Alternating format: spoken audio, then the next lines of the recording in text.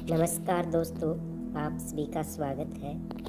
कर्म निर्णायक है। सुख और दुख का पाप कर्म से दुख प्राप्त होता है, सुखी कर्म से सुख प्राप्त होता है और ना किया हुआ कर्म कोई फल नहीं देता।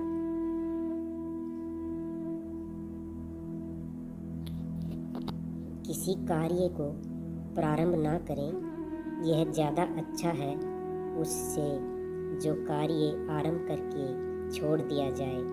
अतः कार्य आरंभ करने से पहले सब चीज़ें देख लेनी चाहिए।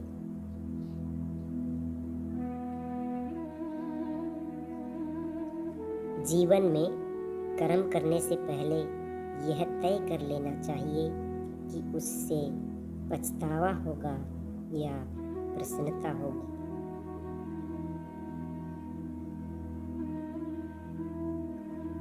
अधूरा काम और अपराजित शत्रु दोनों ही बिना बुझी चिंगारी के समान हैं, जो भविष्य में कभी भी सुलग सकती है।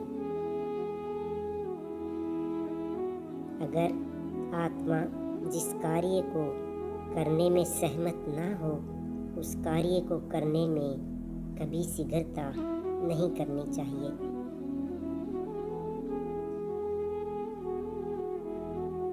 जिसकी कार्य को तुम करने की आकांक्षा करते हो, यदि वह करना संभव नहीं है तो उसकी आकांक्षा करो जो तुम कर सकते हो, तुम जिसके योग्य हो।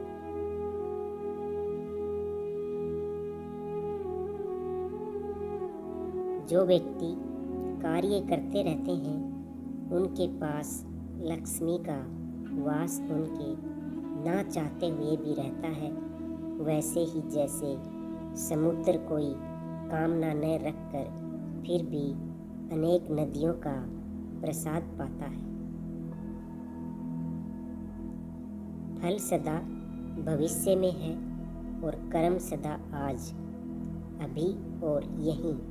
इसलिए जीवन में जो करने में आनंद को प्राप्त नहीं करेगा, वह फल पर भी कभी संतुष्ट नहीं हो सकता।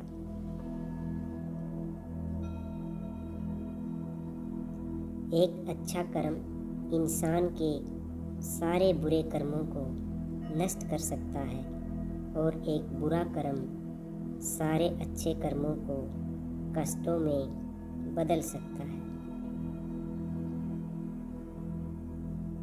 परमात्मा कभी भाग्य नहीं लिखता। जीवन के हर कदम पर हमारी सोच, हमारे अच्छे बुरे कर्म ही हमारा भाग्य लिखते हैं। खेतों में बोए हुए सभी बीज अंकुरित नहीं होते, लेकिन जीवन में किए गए सभी सत्कर्म के बीज कभी व्यर्थ नहीं जाते।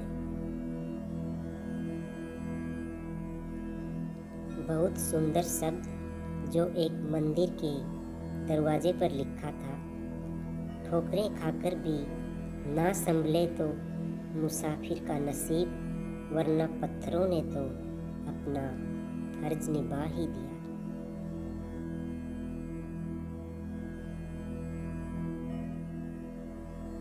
जिंदगी में आप जो करना चाहते हैं वो ज़रूर कीजिए। ये मत सोचिए कि लोग क्या कहेंगे, क्योंकि लोग तो तब भी कुछ कहते हैं जब आप कुछ नहीं करते।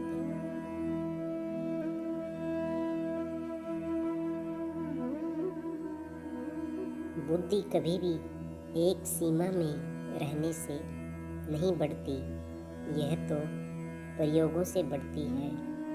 बुद्धि हमेशा चुनौतियों को अपनाने से ही बढ़ती है। सफाई देने में और स्पष्ट करने में अपना कीमती समय बर्बाद ना करें, क्योंकि लोग वही सुनते हैं जो सुनना चाहते हैं।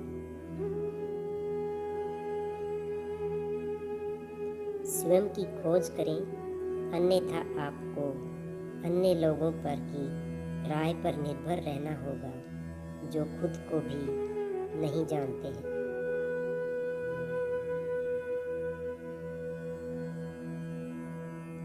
जब आप हंस रहे होते हैं तो ईश्वर को प्रार्थना कर रहे होते हैं, और जब आप किसी को हंसा रहे होते हैं तो ईश्वर आपके लिए प्रार्थना कर रहा होता है।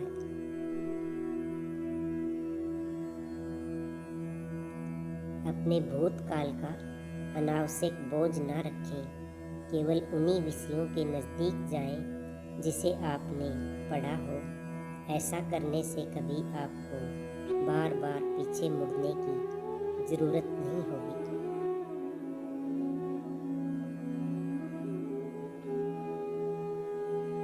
परिणाम पाने के लिए आसानी से आगे बढ़ते रहें। भगवान के आदेश से ही सारे काम संपन्न होते हैं। धन्यवाद। जय श्री कृष्ण। राधे राधे।